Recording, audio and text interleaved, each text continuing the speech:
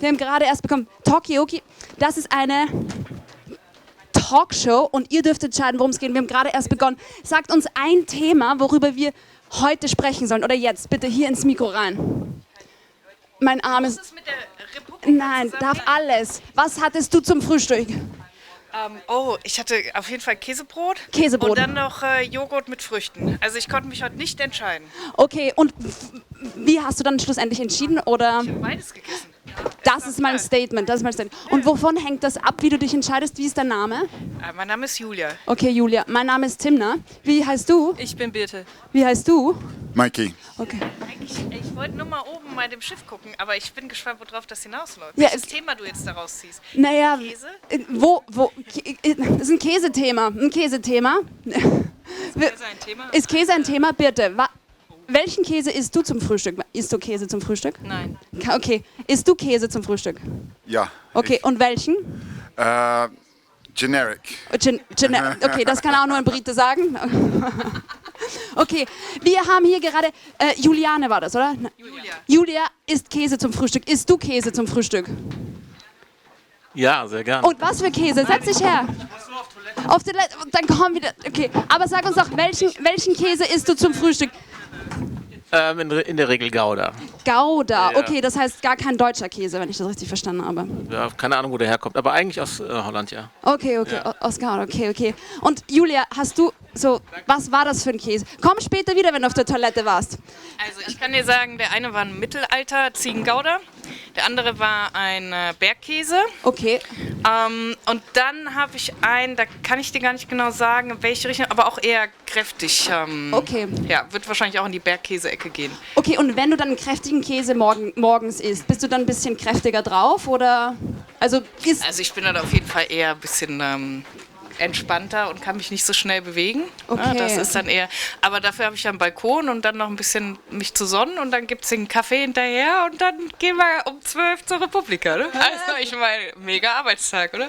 Was hattest du denn zum Frühstück? Ich sitze hier in der Mitte und als Host habe ich in der Mitte keine Meinung. Aber ich glaube, Mikey wollte gerade was sagen. Setz dich her, sag uns, was du für Käse heute Morgen hattest. Gar keinen. Isst du Käse? Sehr selten. Ich habe gestern ein bisschen Pizza mit Mozzarella gegessen, but don't tell anyone. Oh, ich sehe gerade... Okay, Mikey wollte was sagen, aber ich habe noch eine wichtige Frage. Gestern reden wir über Currency. Über Währung? Eine neue Art von Currency. Eine neue Art von Währung haben wir gestern gesprochen. Vielleicht Käse könnte die neue Currency Ist sein. Käse die neue Währung? Können wir... Währung. Ist Käse die neue... Könnten wir vielleicht morgen mit Käse im Supermarkt Milch kaufen? Denkst du, ist das möglich? Auf alle Fälle. Okay, und mit welchem Käse würdest du deine Milch bezahlen? Schweizer Käse. Okay, und warum Schweizer Käse? Weil du viel aus der Bank hast, oder? Schweiz und Geld und Käse. Okay. Wie ist dein Name? Sophie. Sophie, setz dich gerne her. Wir sprechen gerade darüber, ob Käse eine neue Währungsform sein könnte. Bei dir wäre das ja eher Mozzarella. Ist dann veganer Käse auch Käse? Genau. I'm eating Käse right now. This is Käsebrötchen. Okay, und wie... So. Aber ist dann alles Käse? Was machen wir dann mit der Formel? Genau, das ist auch die Frage. Käse. Okay, Was mit den Löchern im Käse? Also kannst du dann damit auch bezahlen? Kannst du quasi die Löcher rausschneiden Das und wär dann dann- damit bezahlen? können wir mit den Löchern im Käse etwas bezahlen? Mikey? I'm gonna have to say this in English because do you say like in German? Do you say like cheesy, meaning a little bit? Nein. So like how we say in English, it's cheesy. Käse. It's a bit cheesy because I'm going to go and get the cheesy sound effects to add a little bit more cheese. We've got a saying in the People Speak, the cheese on toast theory, that you need to have a little bit of dry toast and a little bit of cheesiness to make a good conversation. Okay, so wir brauchen ein bisschen Käse, um gute Konversationen zu führen. Das ist Talkaoke, eine Pop-Up-Talkshow. Wir sprechen gerade, ob Käse eine neue Währung sein könnte. Was denkst du? Wir waren gerade... Entschuldigung, wie war der Name? Hanni? Anni meinte, was machen wir dann mit den Löchern im Käse, wenn wir mit Käse bezahlen? Also ich habe lange Zeit versucht, irgendwie mich vegan-vegetarisch im Leben aufzustellen, Okay. ne? Weil ich das einfach moralisch irgendwo für das Richtige halte. Ihr kennt Darf das ich dich Thema. ganz kurz unterbrechen? Ja. Ich brauche noch einen letzten Gedanke von Julia, weil Talkaoke funktioniert so, wenn jemand diesen tollen Tisch verlässt, dann bekommen wir noch einen letzten Gedanken. Gib uns einen Gedanken, den du jetzt noch hier lassen möchtest. Also vegan Käse existiert für mich nicht. Oh. Und von daher, also kauft Käse, esst Käse. Okay. Wenn ihr vegan seid, dürft ihr natürlich auch, aber für mich nicht. Okay, für Julia kein veganer Käse. Gibt es, okay, das ging in die Richtung, bitte. Ja, Wie ist genau. dein Name übrigens? Alex. Hi. Hey Alex, Hi. ich bin hier mit Birte, mit Anni und mit Margot und eben Birte, bitte, Anni, sag uns, Margot. Talkaoke, setzt euch gerne her, wir reden gerade über Käse, Käse als neue Währung. So, ist veganer Käse überhaupt Käse? Das ist eine Frage, auf die kann man viele Perspektiven haben. Ich sage erstmal, ich habe häufig versucht, mich vom Käse zu distanzieren. Je älter ich werde und wie mehr die Geschmacksknospen anreifen, umso mehr Freude habe ich an Käse und vor allem an so diesen ganzen stinkigen, sockenmäßigen Sachen. Oh, ich liebe es. Und einerseits, ja, Veganismus, ganz klasse, möglichst wenig irgendwie tierische Produkte, aber ich habe mehr angefangen, Käse auch als kulturelles Gut zu betrachten und eben auch nicht diese, ich bin in Europa aufgewachsen, ich kann auf Käse verzichten, weil ich weiß, dass es analog Käse gibt und der ist ja mindestens genauso gut. Ich denke, das ist auch eine ziemlich privilegierte Art und Weise, das zu sehen und man muss vielleicht den Menschen, die auch ihr Lebenswerk dem Käse gewidmet haben, den Käse lassen. Was man persönlich für sich macht, ist super. Ob es als Währung durchgeht, weiß ich nicht. Vielleicht, wenn der Klimawandel kommt und die Kühe nichts mehr zu grasen haben und die Ziegen irgendwie anfangen, selber am PC zu arbeiten, vielleicht wollen sie dann keine Milch mehr geben. Und ich habe schon die ersten Sachen gehört, Käse aus Menschenmilch? Käse aus Menschenmilch. Und wie wäre dann, weil du gesagt hast, du magst gern stinkigen Käse, glaubt ihr, ist Käse aus Menschenmilch stinkig? Oder ich meine, das ist ja dann danach.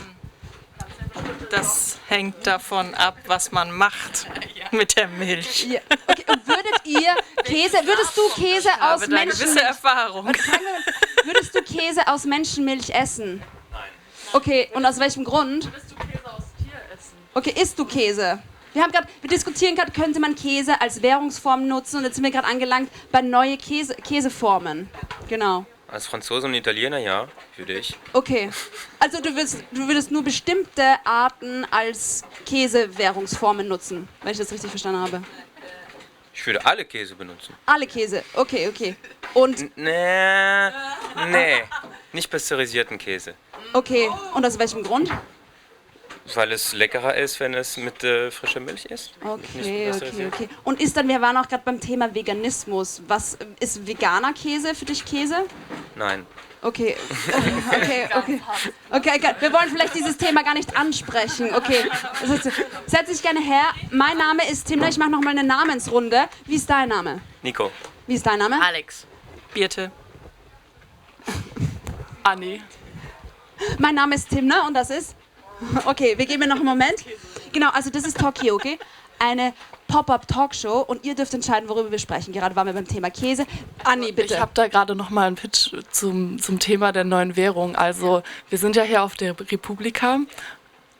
Foto, hallo. Und wenn wir jetzt über Käse als neue Währung reden, dann müssen wir auch über Käse als digitale Währung sprechen, also die Käse-Blockchain. Wie würde eine Käse-Blockchain aussehen? Oder schieben wir dann den Käse in den Micro-USB rein? Naja, bei einer Blockchain ist ja auch quasi eine Form des Reifungsfaktors vorhanden. Also je häufiger der Käse weitergeschoben wurde, also vielleicht eine Form der Degustation, wo man dran riecht und es dem Nächsten weitergibt. Und solange diese Chain sich als bewährt erachtet, steigt der Käse im Wert. Okay, je reifer der Käse, desto mehr ist er wert. Ist ja eigentlich momentan auch schon der Fall, oder? Wir reden gerade über Käse als Hi. Währungsform. Hi, setzt Würdet euch. ihr Käse? Nee. Nein, kein Käse. Wir essen auch alle keinen Käse eigentlich. Na, manche von uns essen Käse. Okay. Das ist das Gute. Setzt euch doch, wenn ihr einen Moment Zeit habt. Kommt gerne später wieder, kommt gerne wieder vorbei. Talkaoke eine Pop-Up-Talkshow, genau. Aber wäre dann der Käse in der Geldbörse, würde der dann auch mehr anfangen zu stinken? Oder ist es dann sowieso mit Cashless Society? Wenn es okay ist, gehe ich ein bisschen in eine andere Richtung. Tu, was du möchtest. Ich habe gerade gedacht, ich habe überhaupt keine Ahnung, was Blockchain wirklich ist. Was oute ist mich. Blockchain? Und ich habe überlegt, ob man mir das vielleicht mit der Käsemetapher ganz gut erklären könnte, weil das klang jetzt gerade sehr, es klang, als kennst du dich aus. Alex, ich habe nur absolutes Laienwissen und während ich das mit dem Käse vorgetragen habe, ist mir aufgefallen, dass es ein extrem schlechtes Beispiel für die Blockchain ist. Vor allem auch der Punkt der Wertsteigerung des Käses, weil das ist nicht das, worum es bei der Blockchain geht. Bei der Blockchain geht es, soweit ich das erklären, da gibt es bestimmt vielleicht jemanden, der es besser kann, darum, um eine Vertrauenskette sozusagen, dass anstatt, so wie wenn du mit einer Bank kommunizierst, ne, die Bank hat Vertrauen durch ihre Anlagen, durch irgendwie irgendwelche Formen von Vertrauensanlagen. Und wir vertrauen der Bank, dass wir unser Geld geben und dass sie irgendwas Gutes damit macht und uns dieses Geld zurückgibt. Es bedarf aber Vertrauen. Bei der Blockchain ist es eben so, dass du keinem zentralen Objekt vertrauen musst, sondern du hast eine Community, die aus unterschiedlichen Usern besteht, die durch zum Beispiel, du gibst mir etwas, du gibst mir einen Schein, da steht etwas drauf und ich verifiziere mit einem digitalen Zertifikat, ich sage, ja, der Schein war da und er ist so und ich gebe einen Code mit. Bei diesem Schein schreibe ich quasi was drauf, einen kleinen Code. Den kann man nur in eine Richtung lesen. Das heißt, man kann ihn nur in Richtung der Person lesen, der ich es weitergebe. Das klingt kompliziert, weil ich kann es dir digital nicht erklären, wie das funktioniert. Aber diese Person kann diesen Code lesen, die kann ihn aber nicht, man kann quasi nicht zurückverfolgen, von wo der Code gekommen ist. Und ich gebe den weiter und sie liest den und sie sagt auch, ja, das ist verifiziert und sie gibt es auch weiter. Und das ist eben diese Blockchain, dass du, je länger diese Chain wird, desto vertrauenswürdiger ist quasi ein Kanal. Und darüber funktioniert zum Beispiel der Wert. Okay, das heißt, vertraut ihr euren Banken? Also habt ihr Blockchain? Habt ihr NFTs vielleicht? Weil es geht ja eigentlich darum, dass wir... Nein, okay, warum hast du keine... Weil ich es nicht verstehe. Okay, und, das heißt, aber die Idee ist, dass je mehr Leute gesagt haben, ja, ist okay, umso okayer ist es. So wie ich es verstehe. Ja? Solange besteht quasi diese Chain. Wenn jemand sagt, nee, ist nicht vertrauenswürdig, dann bricht sie ab und dann geht eine andere Chain, weil es gibt ganz, ganz viele, die gleichzeitig... Und das heißt, ich verstehe, warum man das mit Käse nicht machen kann. Ja. Vielleicht sollten wir doch zurück zum Käse kommen. Ja, ich würde sagen, wenn wir sagen, hey, unsere Käsewährungsform ist korrekt, dann würde ich sagen, können ja die Menschen auch uns vertrauen, oder? Was meint ihr? Was meinst du, Anni? Wir sollten einfach so einen ganz langen Käsestrang machen. Es gibt so geräucherte Käsestränge. Wie wird der aus? Diese ganz dünnen meinst du, ja, diese dünnen, genau, gibt es auch in Ungarn. Und dann werden die so geflochten und das könnten wir dann auch machen. Und wir machen das aber, also es ist ein bisschen gut von der Analogie, finde ich, weil es hat beides einen sehr hohen so Emissionsverbrauch.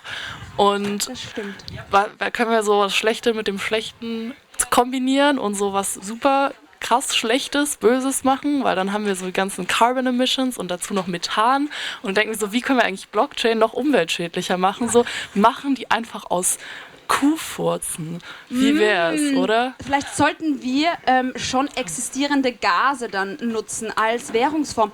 Ja, wie wäre es mit existierenden Gasen? Vielleicht könnten dann jeder Furz 1 Euro.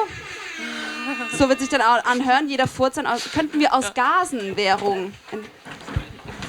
Da sind wir aber gefährlich schnell beim Fracking angekommen, oder? Oder hier Zertifikate handeln, CO2-Zertifikate handeln und sowas. Wird das nicht schon, das ist doch alles schon Währung, oder? Kennt ihr euch aus mit CO2-Zertifikate handeln? Ich pupse mehr. Was ist das? Dafür gebe ich dir Geld, weil du weniger pupst. Kennst du dich aus mit CO2-Zertifikatenhandel? Nee, Nö, okay. Dann rede über was anderes mit Setz dich gerne her. Ich glaube, du warst gestern auch schon hier. Ja, stimmt. Ja, wunderbar, genau. Das ist die richtige Einstellung. Es ist nach wie vor Talkaoke, eine Pop-Up-Talkshow. Und wir haben gerade über Käse gesprochen. Ja, und könnte Käse... Gleich wieder da, ich gehe nicht endgültig. Okay, dann komm gleich wieder, Alex. Genau, und wir haben gerade darüber gesprochen, könnte Käse eine neue Währungsform sein? Und Anni meinte gerade, wir sollten diesen dünnen ungarischen Käse haben. Das wäre dann quasi eine Blockchain als Cheese Chain, genau. Würdest du uns vertrauen, weil wir sind draufgekommen, Alex hat uns gerade erklärt, bei Blockchain geht es ja schon noch darum, um Vertrauenswürdigkeit und das... Du musst dem ja auch gar nicht dann wirklich vertrauen, du musst einfach nur dem Käsestrang folgen, wenn du dir nicht sicher bist, ob da was dran ist, weißt du, dann läufst du den ab bis zum Ende und dann findest du Pot of Gold. Genau, aber jetzt machen wir mal eine Namensrunde, weil ich sehe eben 2 neue Gesichter. Mein Name ist Timna, ist nach wie vor Talkaoke, eine Pop-Up-Talkshow. Wie heißt du? Martin. Ich bin Birte. Ich bin Nico. Immer noch Anni. Stefano. Mikey. Camembert. Camembert. Okay, so wir sind hier alle. Camembert kann uns vielleicht auch gleich noch mehr sagen, wie so eine Käse-Blockchain funktionieren würde. Also würdet ihr euer Geld gegen eine Käse-Blockchain eintauschen? Martin, würdest du das machen? Gegen eine Käse-Blockchain. Eine Käse-Blockchain? Ich glaube nicht. Okay, und was brauchst du, um uns jetzt unserer Käse-Chain zu vertrauen? Ja, eben, Vertrauen, Sicherheit. Okay, aber wie würde das entstehen? Ja, überzeugt mich. Okay, überzeugt. Versuchen wir doch Martin mal zu überzeugen. Wie würde unsere Käse-Blockchain aussehen? Und Andi hatte schon gute Vorschläge. Ich sehe, da sind noch ein paar mehr. Ich kann mir auch vorstellen, dass es so ein kleines Portal, so mobiles Format gibt, weißt du, wie so eine Huba-Buba-Rolle, die so aufgerollt ist. Das wäre so ein Starting Point und dann könntest du das ausrollen und dich irgendwo ran connecten, so mit deinem Klebekäseband und genau, und dann bildet ihr ein tolles Netzwerk. Dann bildet ihr ein tolles Netzwerk. Und mit allen, mit denen du über deinen Käsestrang verbunden bist.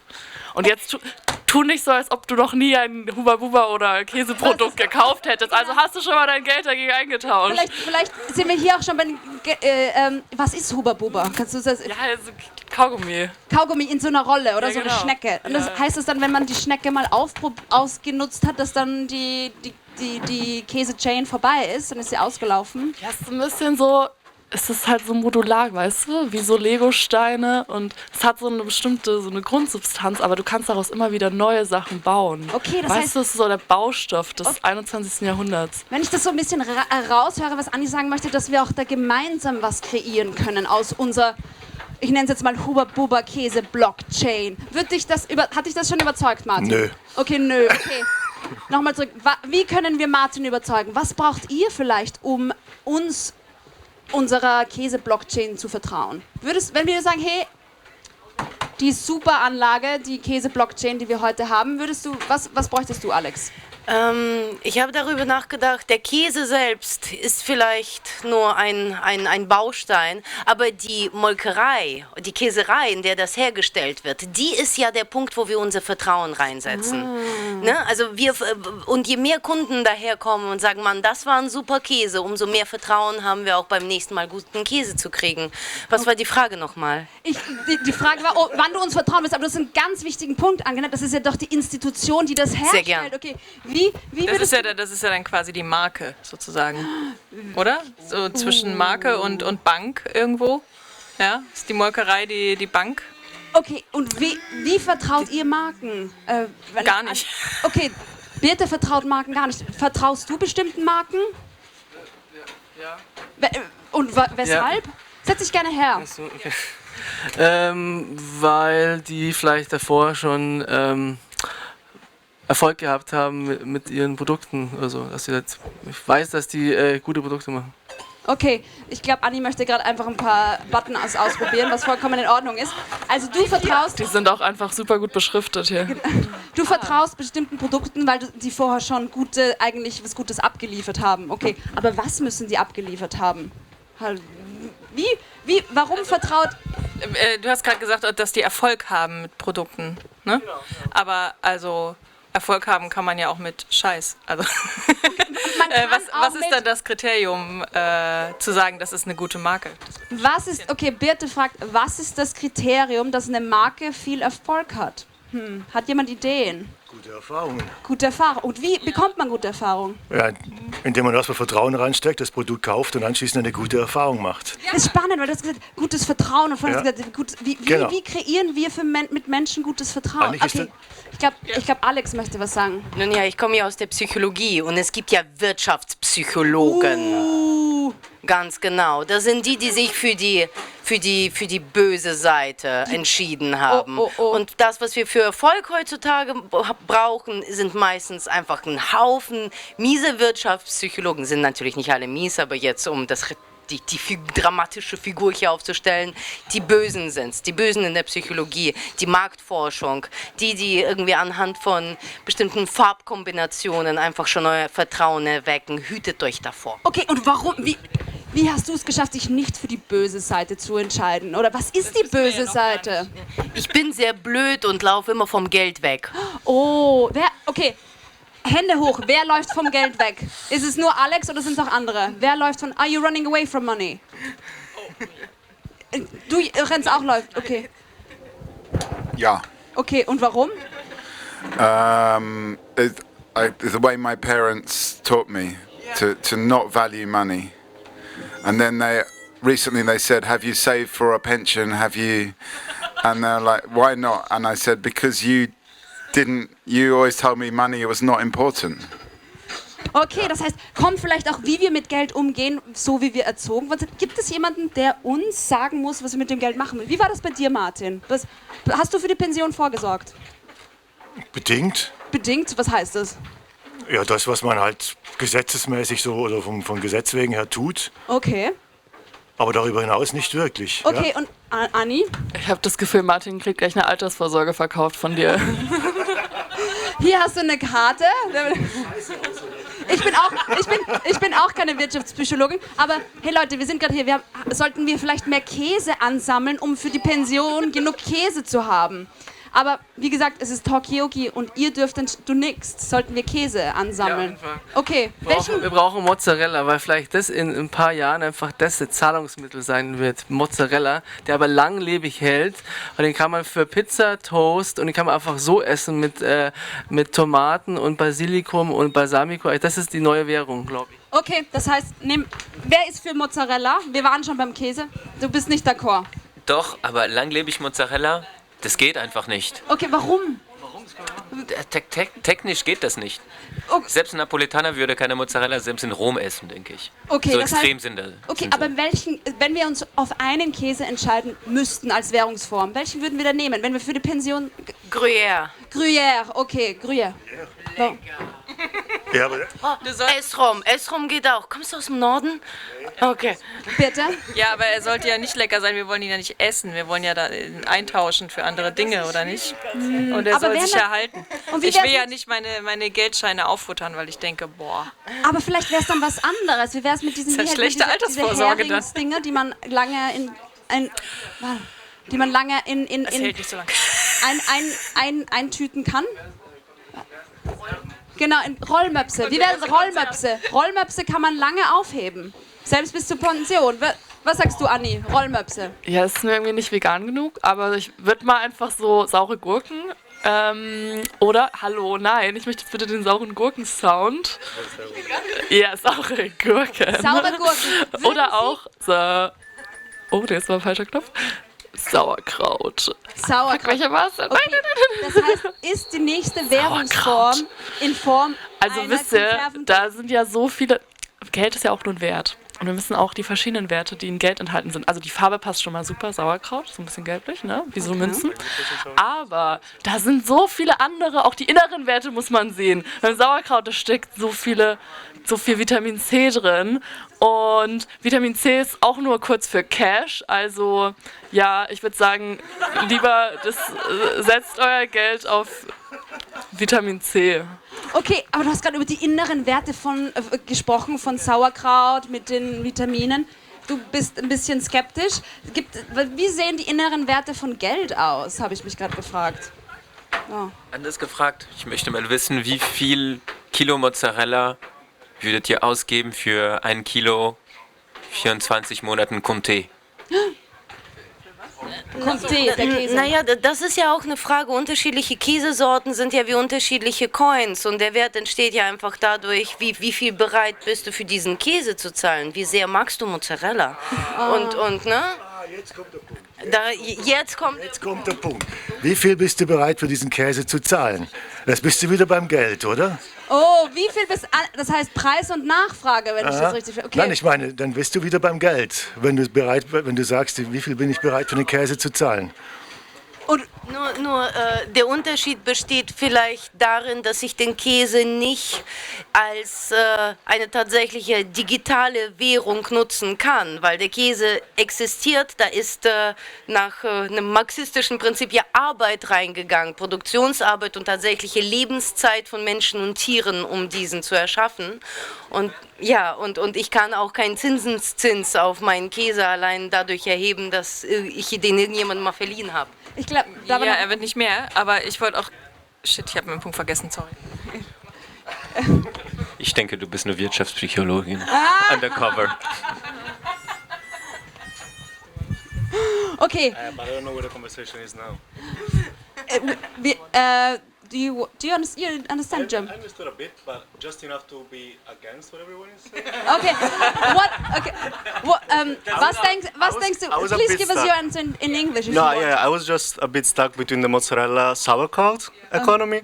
I think it's missing the point of the currency. So mozzarella is very volatile, right? It lasts very little, so it creates local communities because you need to invest the mozzarella already. So if you think through that lens, I think it's very useful. Sauerkraut, on the other hand, very bad. Very bad. Warum? Why? Because it's just stay there. It's got a lot of salt, a lot of nutrition. But why do you need the money to be nutritious? You know, you don't need that. You don't need that. You need to be enjoying life as well. Otherwise, you go back at thinking about the pension, blah blah blah. And I think mozzarella is a funnier currency. Again, it stays within the community, create bonds. You can make pizza, sauerkraut. None of that. None of that. Alex? Lastly, I bought myself like a bucket of sauerkraut because I'm poor and the times are hard. And I was living off this bucket like for 1 week. So it's very nutritious. And in times like these, I think I cannot live from mozzarella a whole week. But I can from sauerkraut. And this is what it's like. I'll come to you in a second. I think Margot wanted to say something. It's coming back. No, I just want to say I heard somewhere that apparently, I mean, it's not a super confirmed study, but apparently women who eat sauerkraut they're much better with not getting breast cancer. So there is some kind of anti-cancerous, right? Because I live in Britain and there's a high percentage of cancer in women, and they reckon it's got something to do with the diet and saying, you know, people eat more pickled stuff on the continent, and I'm Polish, and I can, okay. I've got pickles in my blood, so you know, so I think there's something there. Okay, should we? You or Annie? Annie, you wanted to say something? Do I? Yeah, but we can also get the best of both worlds. You know, you have like bills, money bills, you have some coins, and then there's like digital money, so maybe it's best to combine those things. Like you have some mozzarella, like everyone has those little mozzarella balls in their pockets, and then at home you have your savings in sauerkraut pots, really big ones. Why are you not convinced? Why are you giving? Okay. I think it's yeah. But and the one for if you want to travel. Like the mozzarella for local community, so we maybe Conte or whatever to travel, and the pickle for the world. Yeah, please pass the mic over. So, but the pickle is like the pickle Leitwährung, and this is you can always have to exchange your local mozzarella in the global pickle, and now we solved everything. For breast cancer, more women, more babies, everything good, cool. So how do we get more babies? Less women die, and also it's good breast milk. I learned other study is very good that the child develops better. I read recently, and so we solve a lot of problems. Okay, cool. Das heißt, das wäre wirklich die Idee. Ich habe jetzt kurz auf Deutsch umgewechselt. Birte wird gleich übernehmen. Machen wir noch eine Namensrunde und dann können wir gemeinsam Birte hier in die Mitte einräumen. Mein Name ist Timna. Du bist? Alex. Nico. Andi. Anni. Ich bin Anni. Stefano. Mikey. Margot. Martin. Birte. Und ein Riesenapplaus für Birte! Okay, let's have a huge round of applause as well for Timna multilingual Talkaoke star and cheesemonger. Yes. While I'm speaking English, I just want to talk about Europe's very first currency was actually olive oil in Crete in the I don't know whatever you call it, 6000 BC. People were exchanging with olive oil. I don't have a pocket. But the problem with olive oil is that it's quite heavy if you want to buy something big to take with you across the Grecian mountains. Anyway, back into German, back in Deutsch. Back in Deutsch. Sollen wir da auf Deutsch weitermachen? Gut. Oder ein Misch. Du sagst, wenn du... Dann gebe es auf jeden Fall noch einen letzten Gedanken, Alex. Genau, da brauchen wir auf jeden Fall einen letzten Gedanken. Famous last words. No. Yeah? It's coming? I can see it? Ich bleibe nur kurz sitzen. Ja, wunderbar. Das ist der Effekt. Wenn man in der Mitte sitzt, hat man keine Meinung. Deswegen ist es immer cool, wenn man rauskommt, hat man dann eine Meinung. Genau. Und ich fand spannend, weil du hast gesagt, du bist zu arm, du kannst dir gerade nur Sauerkraut essen. Sag, sollten wir alle aufhören, arm zu sein? Aber genau. Lindner war ja gestern da, der hätte uns vielleicht sagen können, wie das funktioniert. Und genau, damit verlasse ich euch vielleicht einfach mal weniger arm sein, Leute. Ja, das wäre einfach angebracht. Viel weniger Probleme auf der Welt und viel Spaß euch. Danke. Weniger arm sein. Jemand Ideen für weniger arm sein? Bist du arm? Nö, okay. Du? Nein, but I just want to say something about what you said. Yeah. Kinder kommen aus Kraut. That's what I was told when I was a child. So I think, children come from cabbage, which is something, because you were saying, cabbage is for many uses. Never heard of this one, but you have? It's my lived experience. The children come from cabbage. Yeah. Okay. I know there's this. Is she called Däumeline or something? I think she lives in a flower. Or maybe I'm talking. But there's I think isn't there a fairy tale about the one child growing up in a cabbage or like? Yeah, but Rapunzel is not cabbage. It's related. It's related, yeah. It's a leafy green, so. Yeah, okay, but should we all actually sell Kraut for people who are not able to get kids anymore? Maybe that would make us less poor. Why sell them? Why not? Because the question was, how do we get less poor? Ah, okay, yeah. I don't know if there are any studies supporting this. We're selling money. Yeah. Huh? It's like if you sell money because the crowd is now our currency. You know, you're selling money. You first have to make crowd, not sell it. You have to make crowd. We have to become farmers.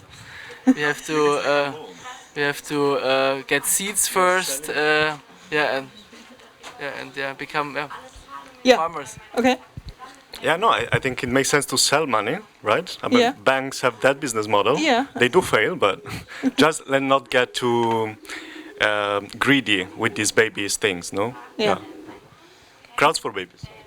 Okay, selling money? I've got a little bit lost with the baby thing, but anyway. Yeah, me too. Sorry.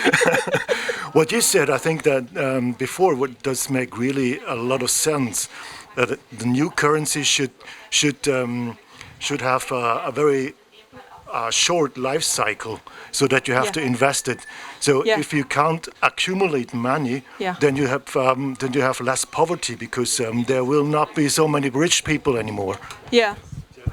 No. I think she was faster, but yeah, I was saying exactly that I think the currency needs to be revolutionary, right? If you take a currency that can accumulate, you're assuming that the future is going to be similar to the past. That doesn't make sense. Yeah, okay.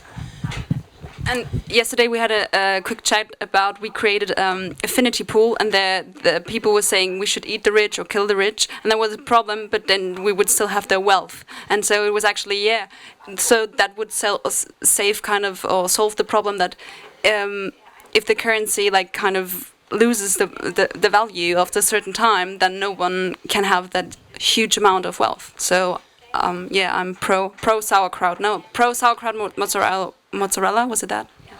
Yeah, more mozzarella than sauerkraut, I think. Yeah, but we also had ice cubes as a currency yesterday. That's even better. That's even better because I was gonna say mozzarella is a symbol. It's not the idea because that's very unsustainable. Right? It will cause strife. They all eat cheese here. Big cheese fans. It's not up to me. Like I'm saying facts, and it would cause disruption in region like Naples. That would be very tough. Ice cubes, I think are fine. Kind of transparent. Water is already kind of commodified. It's risky. I think it needs more brainstorming though. Yeah. Okay, but it also needs I don't to be think invested. that physical things will bring us further. Because I don't think that physical things will bring us further. Because the mozzarella thing, if it has a life cycle for you, then you give it away, buy something. Then for the other person who get the money, the life cycle should start again, right? Yeah. The mozzarella, if the life cycle is over, the life cycle is over. Then you have only a piece of shit. So there must be something, a digital solution that that the value always starts again when there's a transaction. Yeah. Yeah. No, shit doesn't end the cycle. It starts a new one, right? It's like fermenting the land or whatever. Not fermenting, but you see what I mean. Mikey? I think you need to go for a less easily perishable cheese, like a Parmigiani. Lasts for like a year. Or halloumi is very good, actually. I had some 3 months out of date halloumi, and it was fine. Yeah. Yeah, but it's not fine in the first place. Warum müssen wir immer so neue Dinge erfinden und nicht so einfach alte Dinge machen? Die haben ja auch lange funktioniert und vielleicht funktionieren sie ja wieder, aber sieht ja auch, dass diese digitalen Währungen auch Probleme haben. Ja. Und dann immer so viel Energie und dann ist es sowas, was nichts wert ist. Zumindest, wenn wir zurückgehen mit, früher war Getreide auch mal eine Währung, Olivenöl finde ich auch cool. Warum nicht was man essen kann? Wenn du, und es wäre auf jeden Fall dazu führen, dass vielleicht nicht so viele Leute so viel Geld in dem Sinne haben, weil man es ja auch essen muss. Und wenn irgendwann mal die Leute Hunger haben, vielleicht essen sie es ja auch dann. Oder geben es den Leuten, armen Leuten. Ja, ich glaube, genau. Und man muss halt es neu herstellen, wenn es alle ist und selber aktiv werden. Und man kann nicht einfach nur davon leben, Geld zu haben und anderen zu geben und wieder wegzunehmen und eine Bank zu sein. Ich finde das voll spannend, weil ich glaube halt, dass oft, also ich habe gerade meinen Punkt vergessen, also wir waren gerade bei Cash und was ich sagen wollte, ist ja, Geld ist ja grundsätzlich entstanden, dass der eine dann nicht mehr von dem hatte, was der andere gebraucht hat. Und in dem Sinne, genau, ist mein Punkt. Ich glaube, dass die Problematik gar nicht mit den, was tauschen wir, sondern einfach, dass das System ist, dass es eben die Möglichkeit gibt, dass eine Person einen x-fachen Wert bekommen kann, vielleicht aber eben, um das Thema Arbeit auch einzubringen, obwohl die Person die gleiche Anzahl an Stunden arbeitet, in welcher Form auch immer, und die andere Person gar nicht. Genau. Und in dem Fall denke ich einfach, dass ein Systemwechsel auch in einer gewissen Form stattfinden müsste. Oh ja, ich glaube, das triggert. Ich wollte mal fragen, wie geil wäre es, so eine Währung nur mit Mozzarella? Das heißt dann, wir könnten dann nicht sparen. Einfach dann alles auffressen. Mhm. Carpe Diem Society. Ja? Ich verabschiede mich. Danke, letzter Gedanke, danke schön. Maybe I'm also in the last thought, just I think I would like to go back to this eating the rich thing, and maybe we can make this a new currency. So like when you want to exchange it, you take like, okay, so this certain product, maybe you want to eat something, or maybe you want to like build a little housing for your community, then it's gonna cost like a ring finger of Elon Musk, and that you have to like exchange then. Goodbye! Thank you very much. Vielen Dank für diesen Gedanken. Ja, Anstiftung zum Mord. Was hältst du davon? Von was? Zum Mord. Naja, der Ringfinger. Oh, okay, wir müssen noch einen letzten Gedanken einsammeln. Last thought. Final thought. Last thought. No. Okay. No? Okay, thank you. Yeah, okay. So, yeah. Ja. Sollte auch gehen. Warum? Sag mir warum. Warum nicht? Okay. Das ist ein guter Grund. Vielen Dank. Dann sind wir bei dir. Ich glaube, ich fand spannend, was er gerade gesagt hat mit nein, weil ich glaube, das ist ganz oft das Argument, wenn man fragt eben, hey, so wie Anni gerade gesagt hat mit, dass man dass Community-Projekte unterstützt werden könnte. Und in dem Fall würde ich sagen, dass oft das Argument mal ist, nein, ich werde auf jeden Fall nicht dieses Community und also einfach mal Nein ist. Und das wollte ich gerade einfach aufgreifen. Genau. Ich finde, dass bevor Leute sich überhaupt auf einen Gedanken einlassen, zuerst mal Nein kommt. Und ich finde, das ist schon mal sehr schwierig. Genau. Ja, also gerade auch bei neuer Währung auch. Ne? Also das hast du ja auch gesagt. I just wanted to say that we don't say no enough in life. Oh. We should say more no. Yeah, thank you. That's right, the opposite direction we were going. Genau. Hast du dazu was? Nee, sind nein. Okay. Nein? Ich habe noch eine ganz so eine persönliche Frage, weil ich spannend finde. Bist du in die Richtung Landwirtschaft tätig? Es hat sich irgendwie so angefühlt, deswegen wollte ich fragen. I mean, I'm not understanding everything that's being said, but I know the word narrative and something about identity. Yeah. And something about podcasts. Yeah, all right. But yeah, I mean, for us anyway, because we just go around with a round table, we're getting asked to do podcasts all the time, and it's very, very interesting. For me, I'm not actually particularly interested in listening to podcasts, but people come and ask to make podcasts for us, and I find it very interesting to hear people's stories, because you find that every single person is a bit like earlier on we were talking about, everyone's got a book that they're going to write, everyone has got a podcast they're going to make. Okay. And in a way, it's only a few people that have the million views or billion views, but everyone has got a podcast to make, I think. Most of them will not get heard by most of us. Yeah, okay. Hast du einen Podcast? I recently saw this guy on Twitter who was saying, you know, if you want to get original ideas, listen to podcasts and YouTubes with under 5,000 views. So the more niche podcast, the better. If your podcast is popular, you're over in a kind of create in a way that moves on the creative process. Mm-hmm. The more views you've got, the less creative you are. Through podcast, in podcast world. Oh, das ist eine starke These. Je mehr man I think we all are. Or is anybody here with a podcast? I would agree with the podcast as a viewer or listener, because I think really good podcasts are becoming not so good anymore, for my opinion. Because if you compare the first episodes with the new episode, they developed, or the podcast developed, but come on, take a seat. I think the content is not difficult, but different. So the content is more to reach more, how we say, public people. And Also wenn man frühere Folgen mit späteren Folgen vergleicht, sieht man das vielleicht auch, dass es weniger kreativ wird? War das so ein bisschen der... oder?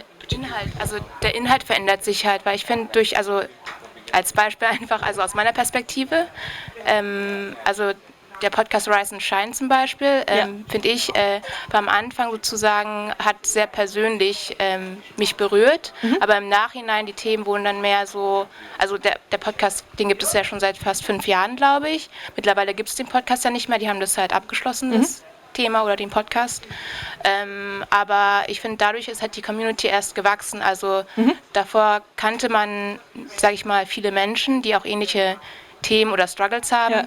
Aber der Podcast hat es nochmal ein bisschen eingefangen und diese Community aufgebaut. Okay. Und genau, das,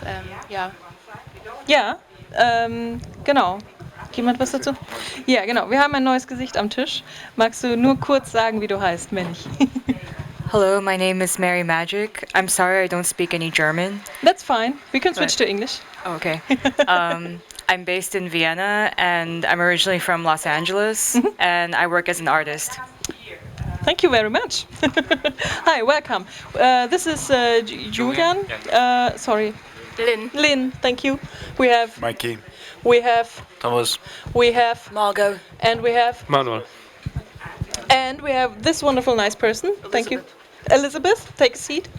And we are just talking about anything and everything that comes to our minds. And sometimes we try to connect these thoughts, but not every time.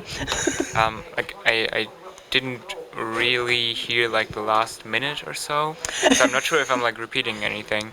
But like I wanted to, like you said, like or someone said, like the more, the bigger a podcast is, or the more popular, the less creative it is. Not exactly in that way. That's what I understood first. But I think it's like the contents tend to be more maybe for. Oh, sorry. Bye, Elizabeth. See you next time. Got more mainstream maybe, or less personal. Something like that. So the longer they... Yeah, the longer they're going. So the first episodes were picked you up, and the last were just more... Okay, blah. yeah, that might be true, because I wanted to say, like, if you have like a big podcast, or like not necessarily only podcast, but like any medium, I don't think it's necessarily like less creative. It's just a creative idea that is sold well, or something like that. That is like well prepared for selling it to people, basically. Okay. But like, it's not inherently less creative because of that. The idea. Okay. You tell me when you want to add. Okay. I mean, maybe it's like the podcast in itself can be just like, you know, developing its own kind of creative pathway. But if lots of people, I think if you become successful and you kind of operate on a bigger scale, and I think that impacts the work that you do.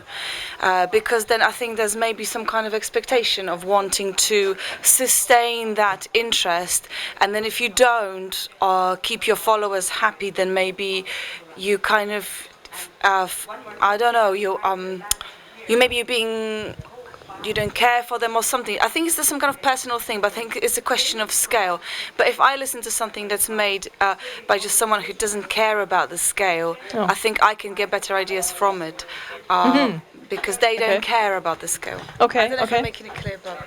Yeah, I think so.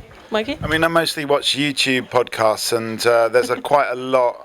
You can actually watch a lot of YouTube podcasts about how to make a YouTube podcast. Yeah. But most of the advice is about how to get viewed. It kind of makes sense, because being viewed is kind of important if you want your podcast to be listened to or to be watched.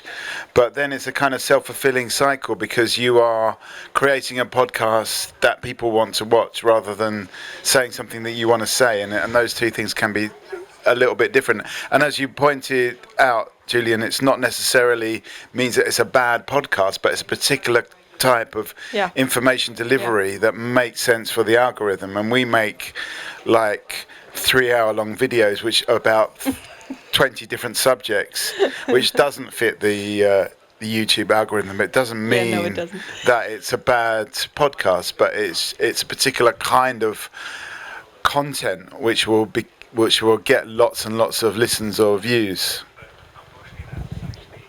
Do you want to add on that? Yep. I'm not so experienced with podcast listening, actually, but I can comment for like YouTube channels or YouTube videos. And I do agree that there seems to be this like homogenization of the way that videos and content's being created. And then this also reflects back to the person making the video, that they're all becoming clones of each other as well. So and again, it's like the focus is on the scale, the number of followers, and etc. So should that be driving progress? I guess like I'm jumping around now, but it just reminds me of the whole concept of GDP, like a gross domestic product of each country. Oh yeah. Because the goal is always to make more GDP. Yeah. That's the only goal.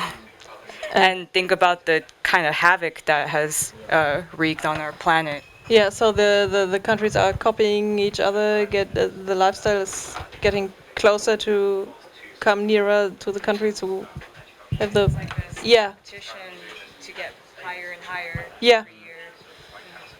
It reminds me of like a talk I've heard recently of a philosopher called Byung-Chul Han, I don't know if anyone knows him. And he basically, like, he's a professor of philosophy at art schools, also at, like, I think the art school in Berlin as well. And he said that, like, a lot of his students, like, they're really damn it, my English is failing. Like, Sag es in Deutsch, dann helfen wir dir. Sie machen sich kaputt. Yeah. They work themselves up. They wreck themselves. Work too much. Because of the competition. That's like really so strong, especially at this art school. At the art school, okay, especially at the art school. But because of that, they cannot really be creative. Is his point of view. So that they basically they only do things so they become successful, so they can be at some kind of exhibition or something. They only plan for exhibitions and success and want to become the next big thing. But they're not really like creative for themselves. That's what he said. And that's like what that like reminded me of. He's generally an interesting guy, I think. Yeah, I think there is, or the thing that connects these things is a balance between being seen, being heard, and saying what you want to say, and also making money. I mean, you need to have time to be creative, and danke, bitte. What? A last thought. Final thought. Yeah, final thought for us to talk about. Just for now. Before you leave, not forever. Nice table. Thanks. Thank you. Thanks for stepping. Yeah, you actually can wash it. Yeah, you can. Okay. Yeah, please check. Yeah. I thought it was a metaphor, but I think it was actually boiling. She's boiling something, and she has to check if the water's still there. Are you leaving? No, I was just looking. Oh, you're just looking for your stuff. Because I changed the seats. They're just trying to mess with me. No. Margot. I was just wondering whether we would accept art that is mediocre in execution. Basically, strong concept, very creative concept, shit execution. Because artists, because artists wouldn't focus on getting lots of popularity and views, but they would focus on just getting the idea out there, just staying as creative as possible. But that may mean that they will have half of their week taken up by working at Tesco, a supermarket or something. Yeah. But maybe that's okay. But do we need a good-looking art in our lives, or can we just get concept like really kind of strong concept? Yeah, shit execution. Are we happy with art like this? I mean, knowing a little bit about the art world, I think there's a particular hypocrisy with artists that doesn't exist with the YouTube videos, in that you're selling yourself as a form of self-expression, but it has to be a digestible form of self-expression that is going to be easy to understand or easy to permeate the art world. So it's actually a kind of lie, because you're actually, unless you just happen to be that person whose self-expression happens to be the thing that the art world wants.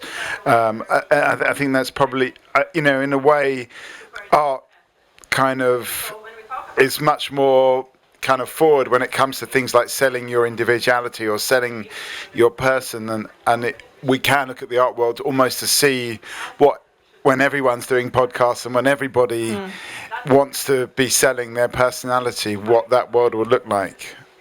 And it's definitely... Yeah?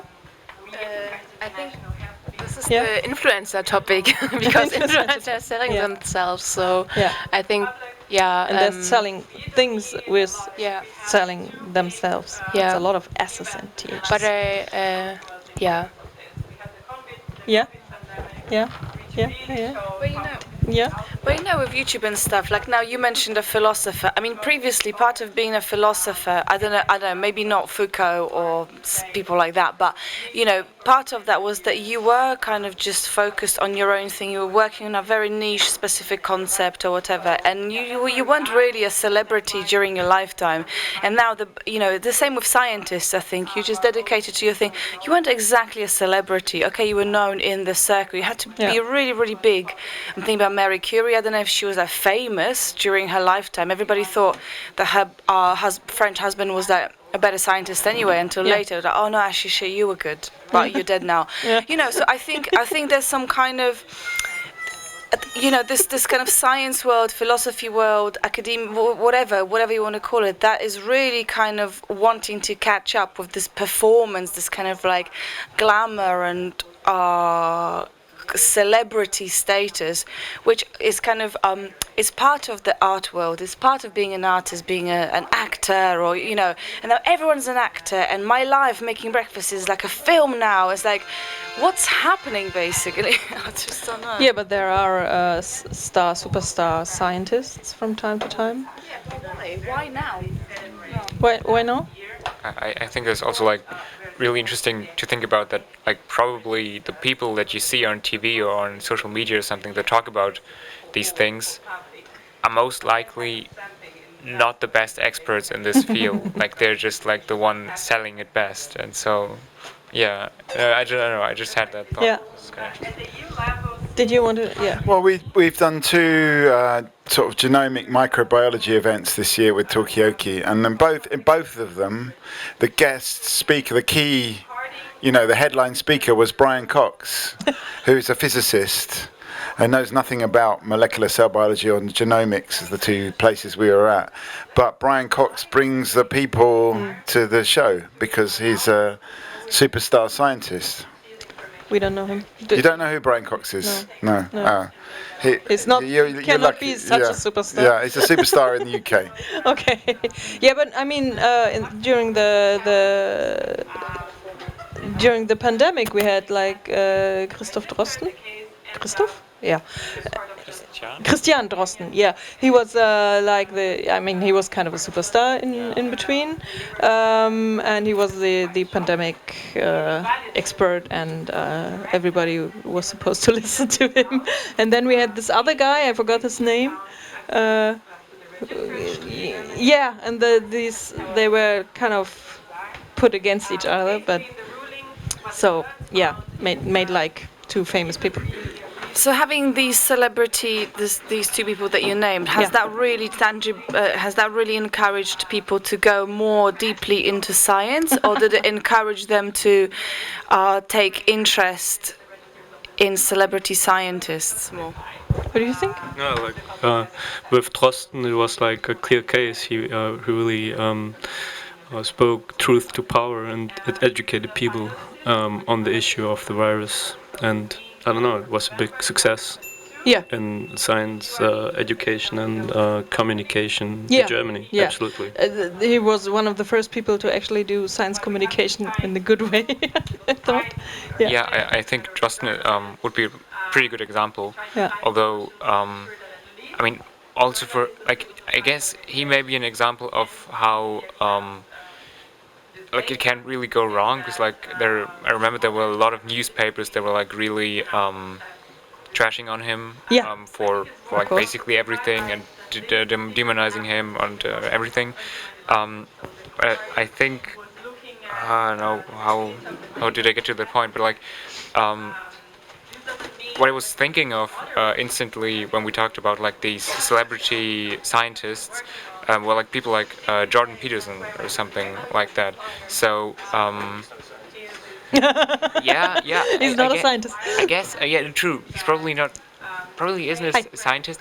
But like he's like a celebrity thinker. I don't know what he is, but and like basically. Yeah, I forgot what I wanted to say, I'm sorry. But that's okay. The perfect point to forget what you were talking about, because we have a new guest on the table. Hi, was ist dein Name? Ich bin Pascal, I'm Pascal. Nice to meet you. Hi, Pascal. We're we're currently talking in English, but wir können auch Deutsch sprechen. Also, okay, beides okay für mich. Okay. Okay, if wenn wir in Deutsch weitermachen, dann schließen wir die beiden aus, aber die reden den ganzen Tag hier. Nein, yeah, I think they need a break anyway. Er hat genug heute. Okay, wir waren gerade dabei zu überlegen, wie Wissenschaft und Celebrities, also Stars, kaum redet man Englisch, weiß man kein deutsches Wort mehr. Fast, oh super, du bist ein Schatz. Ja, ich glaube so ein bisschen die Margot. Ja. Margot. Ich glaube, es gab so mehrere Dimensionen, deswegen war es immer schwierig, das einzugrenzen. Ja. Aber es ging auch ein bisschen um die Frage von, wie zeitkritisch sind Ideen, wie man sie mit Popularität in die Menge bringt. Ich glaube, ein gutes Beispiel waren ältere Künstler, die dann nach dem Ableben erst berühmt wurden und heute mit YouTube-Popularitätszahlen richtet man sich nach anderen Gesetzmäßigkeiten, man optimiert erstmal auf was anderes. Und ich glaube, so ein bisschen war dieser Diskussionsrahmen gespannt. Also Zeit, genau. Also 3 Dimensionen, Zeit, Popularität und Kraft der Idee. Genau, aber wir sind wir reden über alles, was uns beschäftigt. Fällt dir dazu? Ja. Ich fand, Mighty kennen wir dann alle, oder? Bin? Mighty? Die Wissenschaftsjournalistin? Ach so, ja. Okay. Das ist der Vorname, ja, ich habe jetzt überlegt. Ich weiß gar nicht, genau, das ist der Name. My Thing hat sie auch gemacht, My Thing X, ne? Ja. Genau, und sie hat mal, sie ist bei diesem Podcast gewesen, alles gesagt und hat sie ganz lange darüber erzählt. Und sie hat am Anfang, ganz kurze Videos immer gemacht, weil ja jeder sagt, wenn du wirklich was erreichen willst, hört niemand länger als 5 Minuten zu, deswegen musst du das machen. Ja. Und dann hat sie das gemacht, hat sich aber auch nie so richtig mit wohlgefühlt und irgendwann hat sie gesagt, ja fuck it, wir machen das jetzt länger. Ja. Und dann ist das jetzt richtig losgegangen und mit ihr und anderen Menschen hat man dann gesehen, nee, wir wollen langen Content. Es gibt Menschen, die gerne langen Content hören, vor allem wenn es um Wissenschaft geht und man sich tiefer bilden möchte. Mhm. Ja, hört ihr auch mal längere Podcasts? Also du, ne? Ich glaube dann... Ja, also ich höre immer Podcasts, die erst ab 20 Minuten anfangen, sage ich mal. Also weil 10, 15 Minuten Podcast ist irgendwie... Genau, deshalb finde ich eigentlich Podcasts, die so halbe Stunde bis eine Stunde eigentlich sind, dann immer ganz okay, weil man dann auch irgendwie dann auch erstmal dann reinkommt und dann sozusagen den Inhalt versteht und auch worum es geht und genau. Genau, also diese, wie wird es auch genannt, YouTube-Mentalität oder so, alles muss kurz und schnell sein, ist gar nicht so, oder? Sind wir schon zu alt? Ich glaube, es gibt einfach so verschiedene trotzdem gucken wir ja alle auch Reels und TikToks vielleicht. Vielleicht tun wir das alle, ja. Aber also man kommt da mal rein, ich gucke es auch nicht gerne, es fühlt sich immer an wie RTL 2, aber man tut es, aber ich glaube, das sind ja zu unterschiedlichen Gelegenheiten und dann, also ich kann mir auch gerne mal Nachrichten anhören, die kurz sind, dann sollen nicht so lang sein, aber wir haben ja diese Zeiten, wo wir uns über irgendwas informieren wollen oder wo ich auf dem Fahrrad bin für eine halbe Stunde, das geht ja wahrscheinlich jedem so auch. Also ich glaube, dass das auch nicht nur akademische Menschen sind, sondern auch Leute, die jetzt nicht studiert haben, die haben Bock auf längere Sachen haben, sonst wäre Mighty ja auch gar nicht so bekannt. Ja. Ich habe gerade noch mal überlegt, also ich glaube, weil davor haben wir auch so ein bisschen darüber gesprochen, also wie es irgendwie komisch ist, dass mittlerweile gerade so Wissenschaftler so Celebrities irgendwie sind und dass sie es früher halt nicht waren und mittlerweile hat irgendwie, dass wenn du bekannt als Wissenschaftler werden willst, brauchst du nicht einfach nur irgendwie eine krasse Studie oder sowas, sondern du musst es halt irgendwie kommunizieren und auch auf Social Media aktiv sein und so. Aber ich habe gerade überlegt, dass ist es vielleicht gar keine so schlechte Sache, weil dann hast du halt nicht diesen Mittelweg sozusagen noch, dass du gibst halt deine Idee und dann kommen halt irgendwelche Journalisten, vielleicht sind es auch Wissenschaftsjournalisten, die dann irgendwie Ahnung davon haben, aber im schlimmsten Fall einfach Journalisten, die keine Ahnung davon haben und einfach irgendwie versuchen, das zusammenzufassen und das trifft es dann doch irgendwie gar nicht so und dann funktioniert die Kommunikation einfach nicht und das ist ja eigentlich sogar eine ganz coole Sache ist, dass du dann halt sozusagen als Person direkt die Möglichkeit hast, das an Leute zu bringen. Genauso wie du es halt meinst. Ja. Ich hatte eben was und dachte ich möchte nicht die ganze Zeit das Mikro nehmen. Ich hatte eben was und dann dachte ich möchte nicht die ganze Zeit das Wortbeitrag haben. Aber also, ich soll das eigentlich nicht so viel machen, aber mir fällt gerade was ein. Also noch schlimmer als Wissenschaftsjournalisten, die von der Wissenschaft keine Ahnung haben, ist, wenn Wissenschaftler versuchen, selber ihre Sachen zu erklären, weil sie das halt nicht gelernt haben. Das ist, Und das ist, was sich ja gerade sehr viel ändert. Also ich glaube, es gibt ja, ich habe zu lange diesen Alles gesagt Podcast mit Mighty. Danke. Willst du es mal richtig sagen? Ist das irgendwo online? Wollt das jemand mitnehmen? Nein. Dann ist es doch nur für... Das ist ein Podcast für uns. Ja, quasi. Wird das YouTube. ausgestrahlt? YouTube. Das wird nachher ausgestrahlt? Ausgestrahlt nicht, nein. Aber du kannst es hier dir angucken. Da, bitteschön. Also der Name ist also von der Journalistin oder Wissenschaftlerin Mighty Kim Nguyen, wenn ich das richtig ausspreche. Also ich kann Vietnamesisch aber auch nicht perfekt, sage ich mal. Nein, das erwartet auch.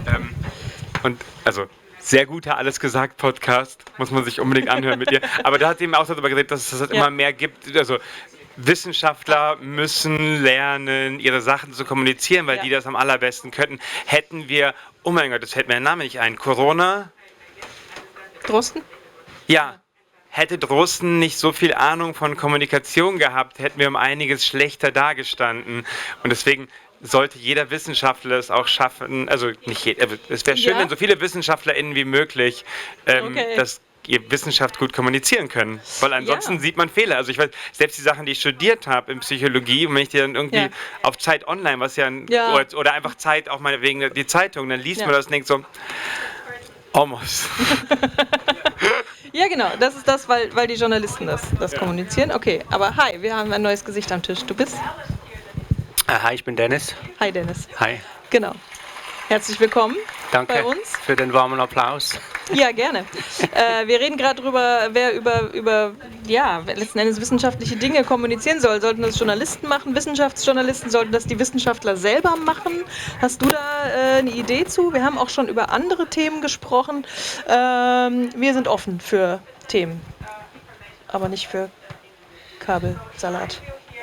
So. Ich finde, also sollten die machen, die das am besten können in erster Linie. Ja. Das sind häufig wahrscheinlich schon die Wissenschaftler selber, weil die am Ende des Tages in der Materie am tiefsten drin sind und die Details einfach am besten kennen und wahrscheinlich auch am meisten glaubwürdig sind, um über solche Themen zu sprechen. Gleichzeitig... Ja, ich denke da immer an meine Schwester, die ist Wissenschaftsjournalistin. Und die schaffen es dann halt trotzdem, die Fakten so einfach zu erklären, dass sie halt dann alle verstehen. Also ich denke, es ist auch ein bisschen die Flughöhe, die entscheidend ist. Ja. Ist schwierig, ja. Ja? Okay, wir gehen mal. Du zeigst mir, danke, du bist ein super Assistent. Für mich das größte Problem Wissenschaft, Kommunikation ist, dass Wissenschaft ist discussion. It's a discussion with people having opposing views about science, and a scientist has to be very confident about their view in order for someone else to challenge it and put the other view. For example, Noam Chomsky says grammar is innate within human beings, and other linguist who's not as famous says no, it's not. Says no, it's not. And here is the evidence that I say it's not. And here is and then it's but when we hear science communication in the news, in the popular media, it's always presented as a fact, not as a debate. Or as a competing hypotheses. Yeah. Oh yeah. So No. That's fine. I believe the best scientists should be able to see the conflicting data, right? It's something that is possible. I've seen this. I studied in England, and the difference from my bachelor to my master was in my bachelor, we learned the all-rounding thing because the professors wanted us to know everything, and then in England we were like, no, but that's the fact, because it was a different school of thought, but I think it's possible. But the other thing I wanted to say, it just reminded me of an idea. Last year, by coincidence, I started working with influencers because it happened because I had a friend and so on. And they lost, it was really big influencers that lost their purpose. And they were like, what am I doing here? I'm just earning money. And I'm like, I'm doing this, like, it wasn't as bad as I say, but like, they didn't know how to move on and they wanted more purpose. And then what many of them did, they did science communication, which I was surprised how well they did it for the fact that some of them didn't even end high school, right? So it's like, wow, this is actually good, which surprised me. And then I also thought about, like, there is an academic arrogance too, in a way, right? Like, this exists. But the idea that I had, if somebody wants to steal it from me, I'm very happy because I'm not doing it. But I would have liked to have a conference, something like this, where you actually bring scientists, science communicators, and influencers together, and then because the influencers know how you reach millions of people, and the scientists know what's actually real, and then you could have workshops the whole day, and then plan with them together their purpose stuff for the next year, so they can do the advertisement whatever they want, but they can also do that, and it's not going to be wrong. So please steal it or give me the money. So it's scientifically grounded. What influencers are saying, it's not financially motivated. But I wonder if people actually want to know about science on a deep level. When I scroll through Instagram, all I am getting science-wise is, this shampoo is good for my hair and it's been proven. That's the level of science that I'm capable of engaging with. The rest is just too complex and complicated. They probably cannot be put into like 30-second video. So I think, why should people in a way be interested in like deep science, or do we need to flatten it so people get it? I don't know. But that's what they do. When you have influencers, they normally have the 30 seconds thing, then they have something that goes for a minute. But they're even sometimes nonsense, they have going for half an hour and people watch it. And then, so like, we have these different levels. I mean, we have been watching stuff during Corona. So. In a way, there's a kind of hierarchy of information. There's a headline, there's a little paragraph, then there's the whole spiel. But what I was trying to say earlier on with my point is, it's not about necessarily the facts of science, but the process of science, how science works, how peer review works, how actually, how ideas become part of the dogma of science. All of these things are way beyond any popular science communication. How did we decide that the Earth is round? How do we decide that there is a Higgs boson? It's not just about the information, but actually how the scientific community works and establishes knowledge. Maybe that's too boring, I don't know.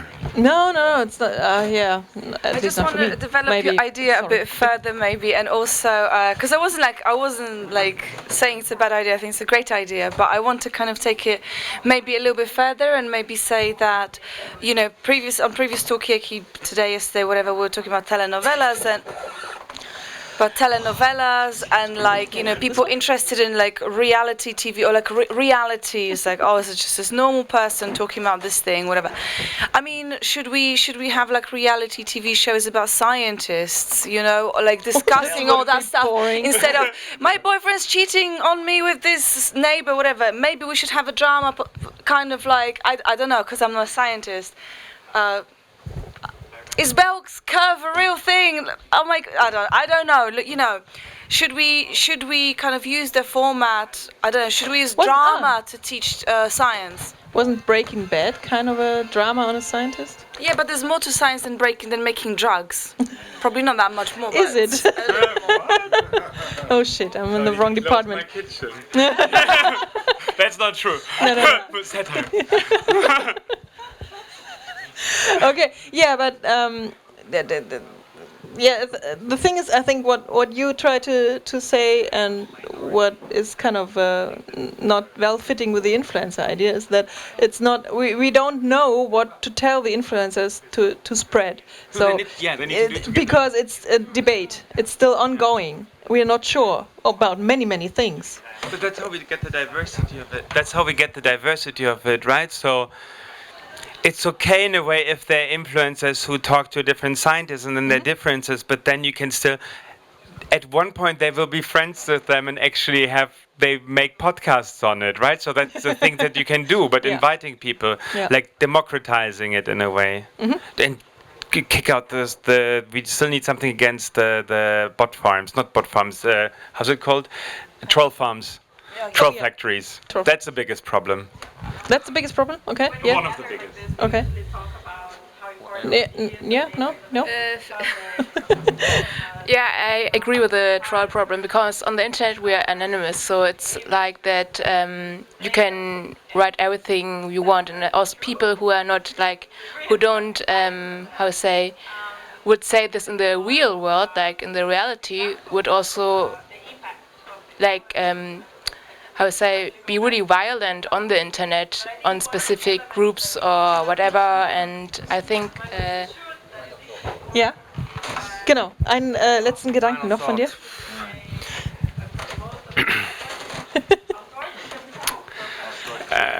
Auf Deutsch oder Englisch ist völlig okay. Ja, ja gut, dann versuche ich es mal auf Deutsch.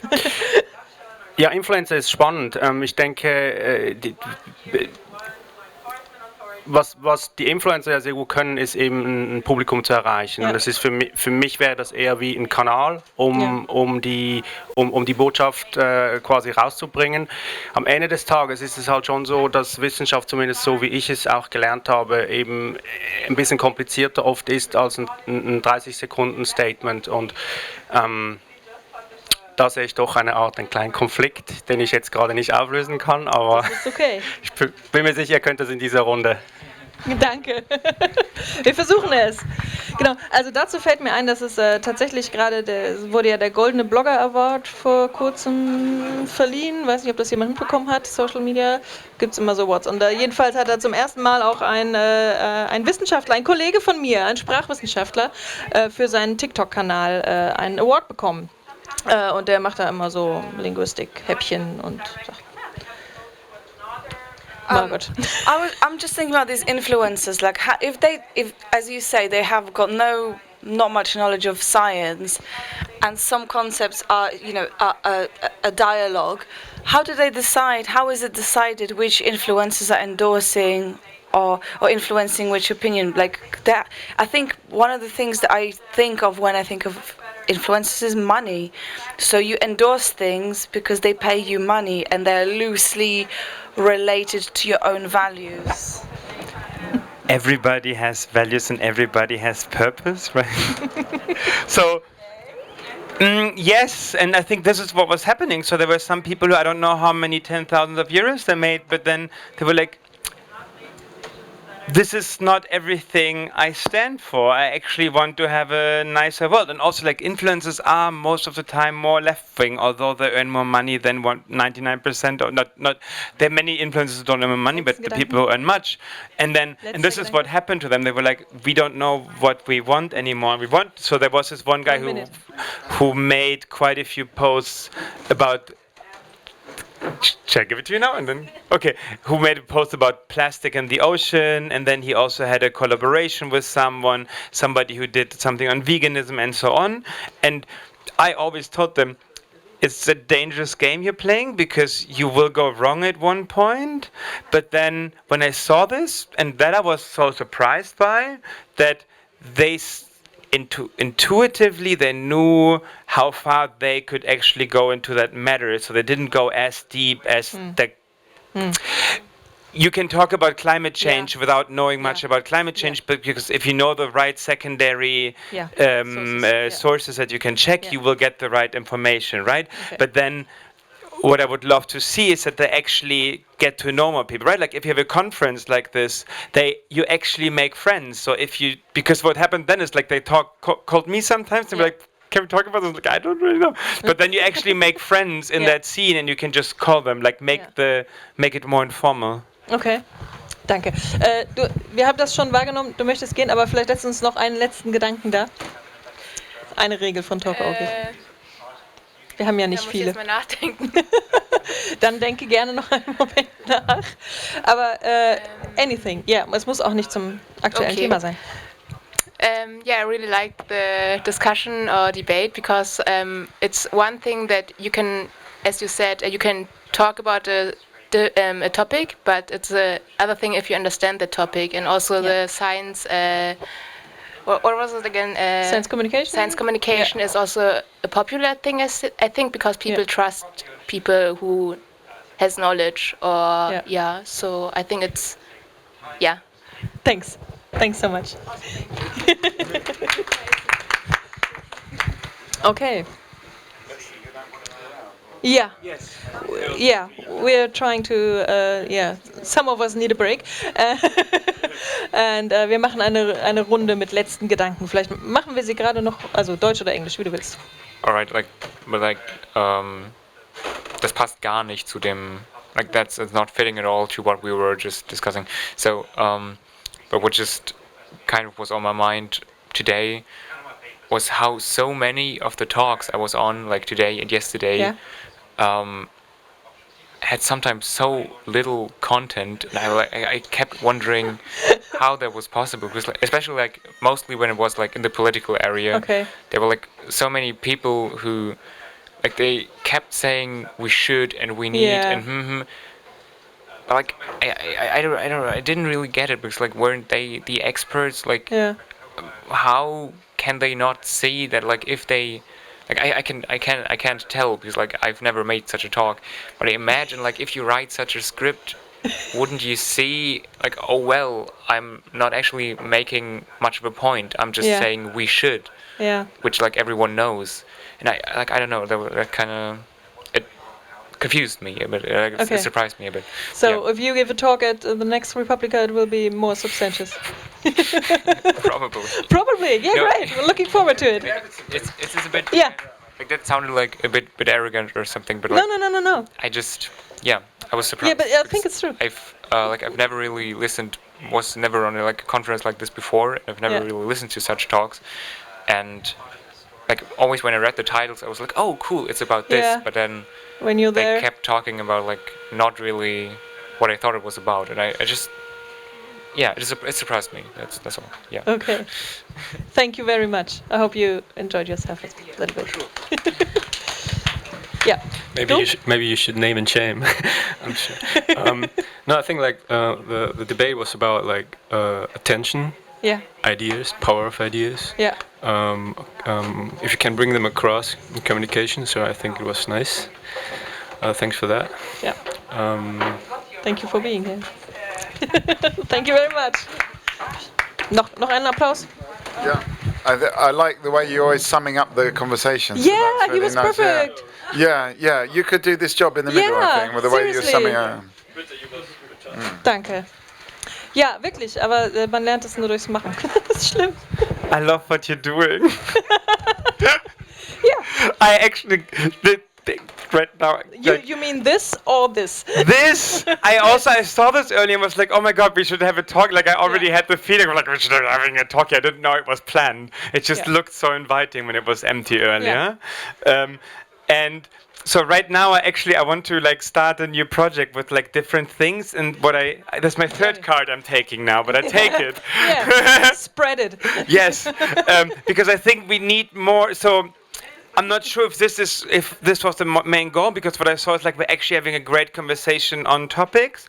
But what I want is, in this age of polarization, we should have more conversations with people who are different to us. And I think this is the important point. Yeah. And this is what I want to have more. So if we can do this together, I would love to join. Where are you based?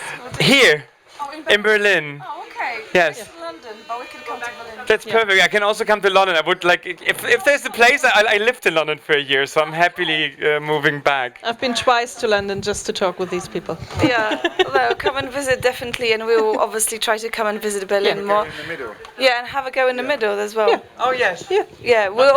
After we've had food tomorrow. Pop in. Seriously. Oh, that's you. Pascal Posler. What is it? I will do it. That's too high technology for us. Ich habe noch Visitenkarten aus dem Büro mitgenommen. Margot's going to take a picture of it with her phone. Okay, we're running out of. So. Ich noch nicht so lange, aber Mikey macht es jetzt 25 years. How long are 26 years. 26 I've been years doing he's this. doing Talkaoke. Yeah. It's kind of a thing. Yeah. So but yeah, he knows best. Well, not always. Anyway, I didn't have my final thought. Just your contact details right away. But you're absolutely right that we do need to listen to people really from different opposing views and get them all together. For me, that's the best thing when you have a table. Maybe you're out in the street, you have a table full of people from all walks of life, all listening to each other and hearing the other's perspective. For me, that's the best. It makes a change. It makes a change. So when you're on Twitter, you can see that the person is against me. So you're not even looking for an open conversation, which is amazing for troll farms, because troll farms are not there to just make the opposing view. They're there to destroy a conversation in the end, right? And when you're sitting here with people, I don't know if somebody of them is maybe a little bit homophobic or is scared of whatever, but then we can be like, listen to each other and then do the right, and then it's like, okay, I like them, so I can actually now, even though I'm gay, I can listen to it and be like, but then and explain me, right? And then you have a different feeling to them that brings society more together. I can send you my it's a very basic concept so far, but I already have 8 people who would like to join, so we can talk about it, because this should be a module of it. Yeah.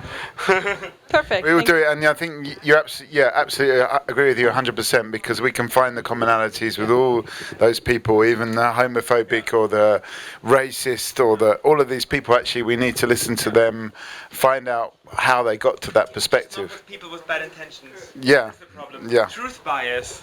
I just read this book, Truth Bias, and so he's saying the biggest threat that we have to or one of the biggest threats we have to our society is that if I cannot believe anymore that what you say is true, I cannot have a conversation with you anymore, right? So if you just say things so that people don't believe in climate change or believe that trans people are a tragedy for humanity, but you actually don't really mean it, but you're just stirring hate, then I cannot have a conversation with you. So to have a good conversation, I must believe that you come in peace, basically. I think we're going to end it there. Thank you very much. Thank you for your words and your enthusiasm. We're back again tomorrow. So join in the chat tomorrow. Even have a go in the middle if you want to just try out.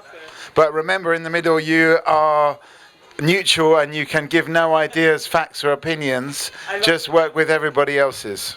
I like that. I did that before.